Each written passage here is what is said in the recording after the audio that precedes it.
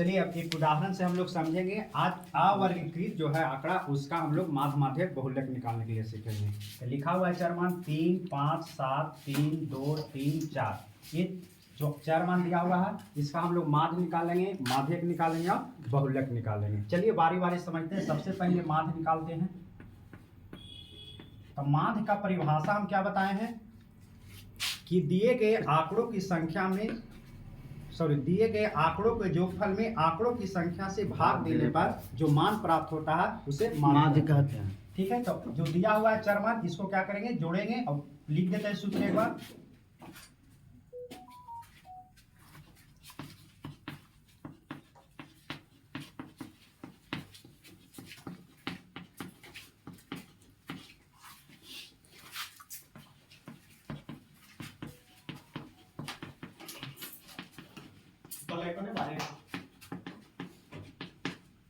चलिए जोड़ेंगे सबको। 3, 5, 7, 3, 2, 3, 4। गिन लेंगे कितना है, 1, 2, 3, 4, 5, 6, 7। 7 से भाग देते हैं। जोड़े सके 5, 3, 8, 8, 7, 15, 15, 3, 18, 18, 2, 20, 20, 3, 23, 23, 4, 27, 27 बटे 7। 7 से भाग दे देंगे 27 में। हाँ सर लिखिए सर। 7 21, बचा कितना 6, 7 56।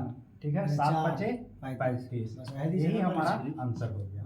ठीक है, इससे माध्य निकालें। अब माध्य की परिभाषा क्या बताए हैं कि दिए गए आंकड़ों को आरोही अथवा अवरोही क्रम में सजाने पर ठीक बीच वाली संख्या माध्य होती है। चलिए आइए उसको देखते हैं। समझाना पड़ेगा सर का। चलिए इसको बताते हैं, आगे निकालते हैं इसका माध्यक निकालते हैं। आइए तो सबसे पहले इसको हम लोग आरोही अथवा अवरोही क्रम में सजाते हैं। लिखेंगे आरोही क्रम में। हम लिख रहे हैं आरोही क्रम में लिखने पर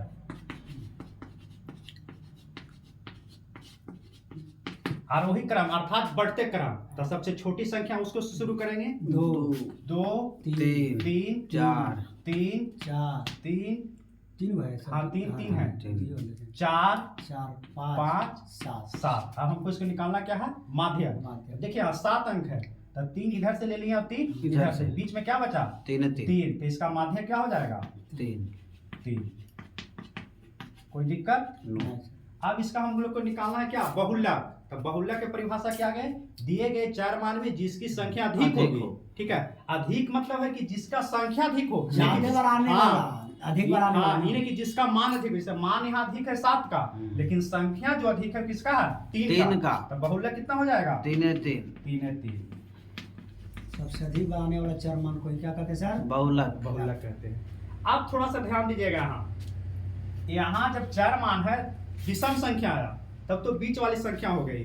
अगर यहीं पर सम संख्या रहती, मान लिया जाए कि यहाँ पर 5 और रह गया, इसका माध्यक निकालना तो क्या करते हैं n प्लस जैसे 5 यहाँ दिए, इसका भी थोड़ा सा वही फार्मूला लगाएंगे।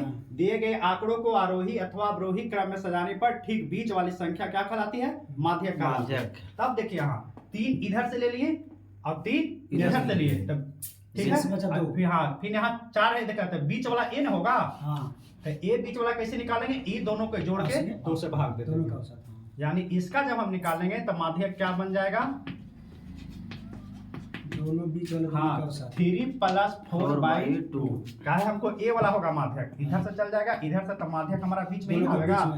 तो 4 और 3 7, 7/2 कितना आ जाएगा 3.5। आज हम लोग सीखे हैं माध्य माध्यक बहुलक अवर्गीकृत आंकड़ों का। कल जो हम लोग पढ़ेंगे वो वर्गीकृत आंकड़ों पढ़ेंगे, जिसमें दिया रहेगा जैसे वर्ग अंतराल 0 से 5, 5 से 10, 10 से 15। उसी के बारे में कल पढ़ेंगे, माध्य माध्यक और बहुलक के बारे में।